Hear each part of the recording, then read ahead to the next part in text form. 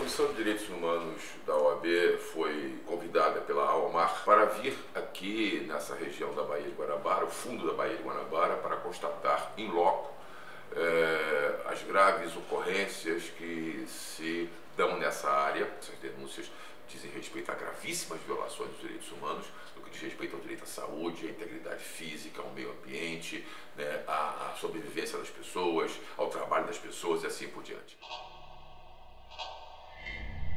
Isso que nós estamos vendo aqui, que é uma ligação praticamente de ponta a ponta entre a Reduc, que existe em Caxias, e o Comperj, que está sendo construído, e a operação petroquímica que hoje se faz e se realiza no fundo da Baía de Guanabara.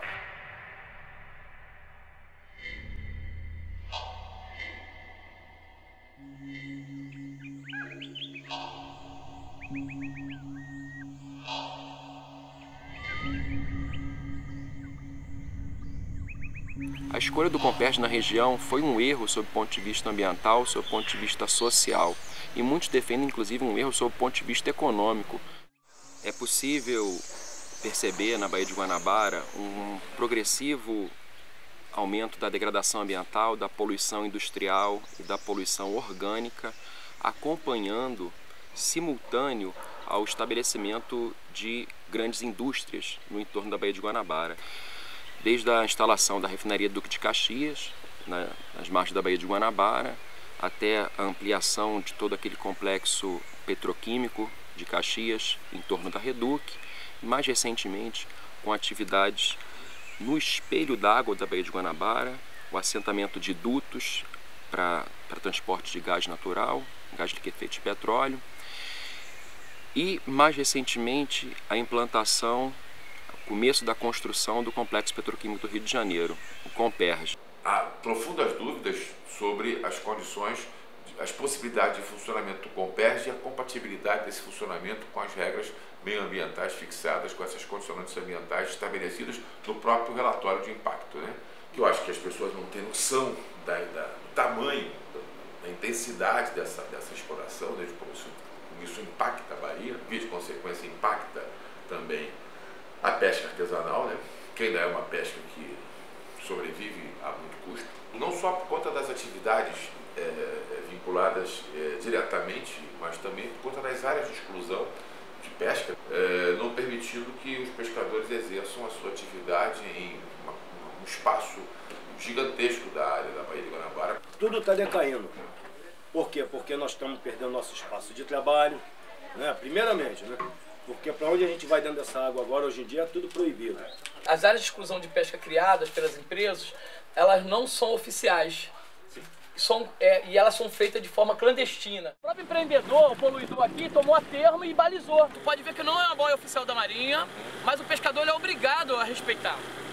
Porque ele tem nas normas dele, onde que dá o licenciamento dele, ele é obrigado a respeitar toda a sinalização.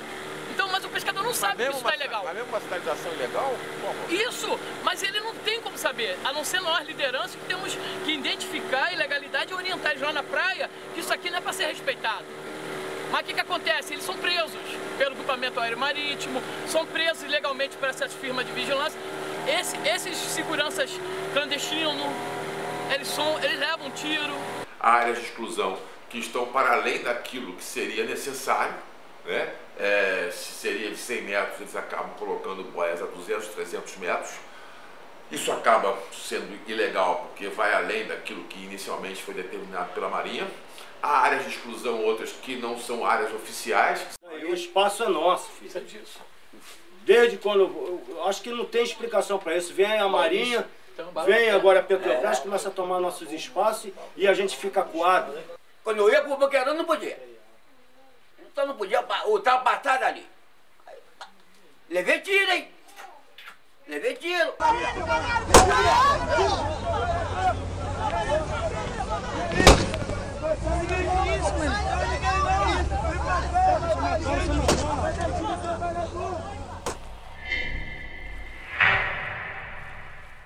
Tem as milícias no mar, né? E as milícias a gente sabe que tudo vem também trazido pela Petrobras, que querem afastar os pescadores de fato da água. A casa é minha. Foi aqui que meu pai, meu avô, meu bisavô me ensinou, me pescou, me banhou nesse mar. Por que eu tenho que ir embora? A gente tem relatos que barcos, lanchas andam aí à noite proibindo os pescadores de pescar. Botam arma na cara de pescador, para o pescador voltar para a praia porque não pode pescar. Tivemos morte de pescador aqui. Tem um barco só ali só com 17 tiros de fuzil.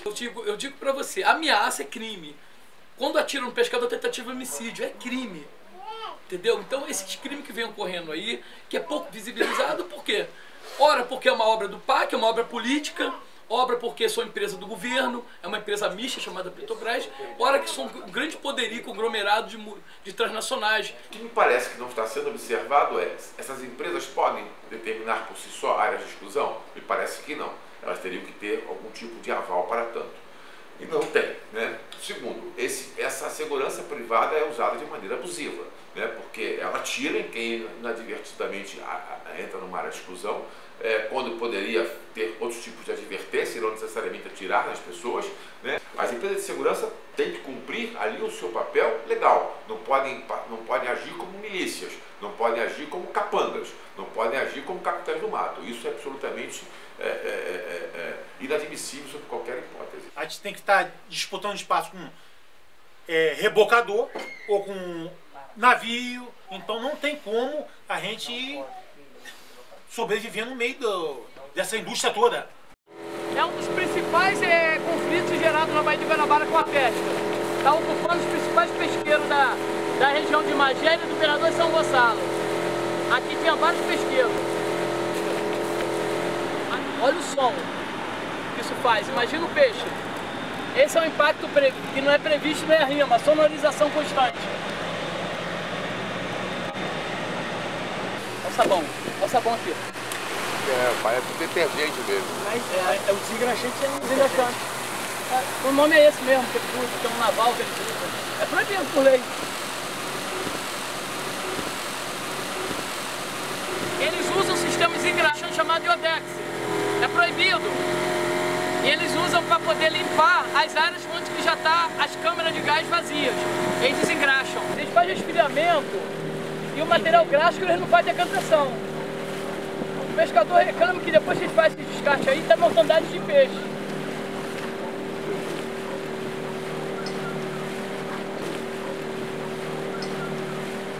Eu acho que vocês sentiram até que o próprio ecossistema está sentindo. Vocês viram que os pássaros estão mais afugentados, que o pescado não se encontra mais próximo às terminais. Vocês só puderam ver peixe rebojando, algum tipo de espécie, inclusive alguns crustáceos, somente nas áreas preservadas, que é na APA de Guapimirim.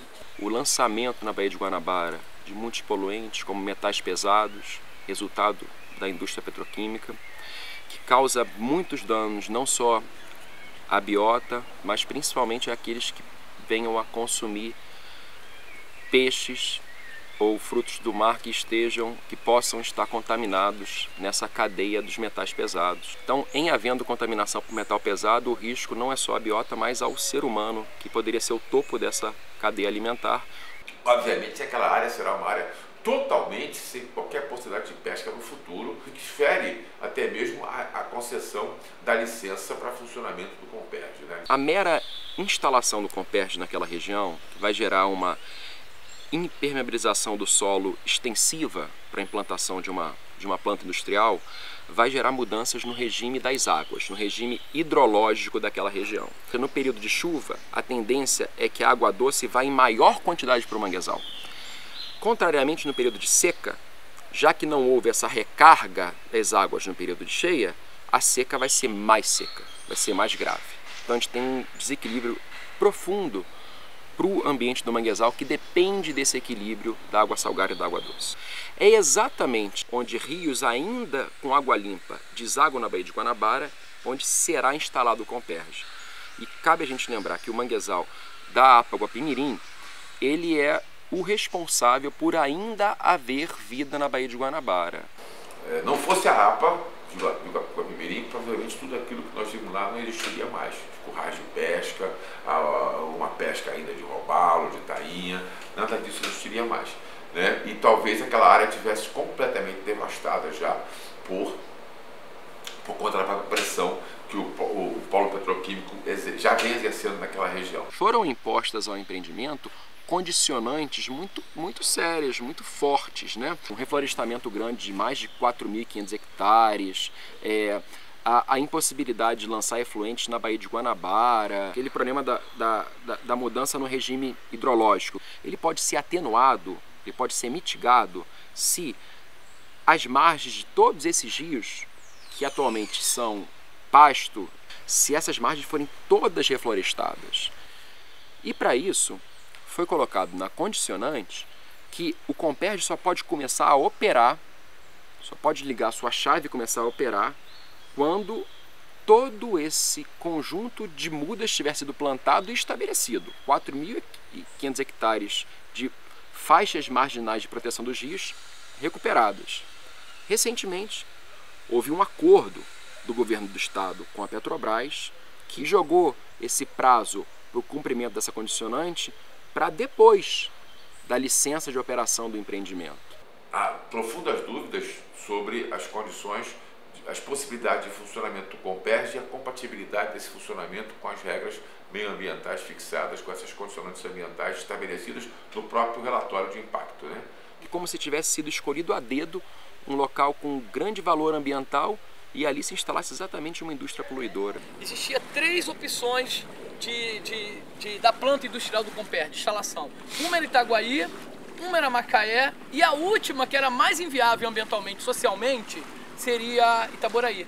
Eles escolheram a pior, a que causaria maior impacto. Ela se localiza ali por quê? Porque ela ali tem um custo menor para a sua instalação, para a execução dos seus propósitos, dos seus objetivos. Está sendo travada agora uma discussão sobre uma barragem no rio Guapiaçu, diga-se de passagem, um dos pouquíssimos rios ainda com qualidade ambiental considerável do entorno da Bahia. Essa barragem vai ser instalada bem próxima ao Comperj. É muito provável que essa água virá a abastecer o empreendimento. A questão da água é um problema seríssimo para o Comperj. Porque aqui, né, uma decisão muito mais política do que técnica, pelo menos foi o que a gente está percebendo, né? E via de consequência com riscos muito maiores, né? Riscos que não chegariam a 10% dos riscos existentes hoje, caso tivesse instalado o polo, como se apresentava possível e factível em outro lugar do estado do Rio de Janeiro, né? O município de Itaboraí, ele não surgiu como um postulante, ele não competiu com as outras localidades, ele já surgiu como a escolha feita. Foi uma decisão extremamente equivocada, pelo menos pelo que nós pudemos constatar até agora, e com consequências que poderão ser muito negativas para toda a população dessa área do Rio de Janeiro, não só se houver um acidente grave, mas também pelo próprio impacto, pela própria destruição que hoje já se verifica nas condições meioambientais dessa região. É uma área em volta povoadíssima. Uma explosão, um colapso num navio desse de gás, próximo a um terminal de munição da Ilha do Boqueirão, quartel Sampaio. Você imagina uma explosão ali. O próprio EIA aponta num raio de 30 km pode ceifar vidas. Vai afetar um quartel que já explodiu no final dos anos 90, que já teve uma explosão grande lá, vai afetar um outro quartel de munição, vai afetar um terminal de gás, vai afetar um outro terminal de gás. Você imagina o colapso que vai ter. São 7 municípios no entorno da Baía de Guanabara e um acidente de proporções medianas, segundo as informações que obtivemos, poderá afetar milhões de pessoas. Sem a participação direta e organizada das populações afetadas, o caso do Comperj pode ser muito trágico para todo o estado do Rio de Janeiro. Todos estão ameaçados, direto ou indiretamente, né? Quer dizer, uma ameaça, ela é mais direta, mais concreta a quem vive da pesca artesanal, a quem mora na Baía de Guanabara, né? Quer dizer, que está sujeito a uma situação de risco cada vez maior. O pescador traz consigo a necessidade da relação direta com a natureza equilibrada. Ele sintetiza essa ponte entre natureza e sociedade. O caso do Comperj não é isolado no Brasil, se a gente for imaginar. Hidrelétricas na Amazônia, mineração, muda o endereço, mas a lógica é quase a mesma. A grande indústria se estabelecendo em áreas com populações tradicionais e esse estabelecimento é um estabelecimento muito agressivo. O papel da ordem, nesse caso, é não só apoiar as iniciativas e as lutas dos que querem uma situação outra que não aquela que vimos lá, trabalhar para que se minore, para que se diminua todos os riscos possíveis possíveis com o funcionamento desse polo nessa região, para que haja uma possibilidade de convivência mínima que seja entre os pescadores artesanais, as comunidades que vivem no fundo da Bahia. A gente não quer o direito jurídico, um direito natural ao primeiro momento, o respeito à vida. O respeito à vida de comunidades inteiras, homens e mulheres que tentam sobreviver nessa Baía de Guanabara. Houve 4 assassinatos, uma pressão muito forte, indícios de relações com milícias locais. Então, não se pode cobrar de ninguém o martírio. Eu acho que todos os pescadores na Baía de Guanabara se sentem ameaçados. Eu, em especial, eu sou mais ameaçado porque eu já sofri atentados direto contra a minha vida, a bala. Como foi relatado aqui, tem pescador ali, nós estamos a 200 metros aqui, tem um barco perfurado de bala. Nós temos outros barcos em Mauá, Magé, São Gonçalo, e o governador perfurados a bala. E nós temos pescadores que foram perfurados a bala. É uma honra eu doar a minha vida e talvez ser morto em prol desse povo aí. É uma honra. Vai ser uma honra minha.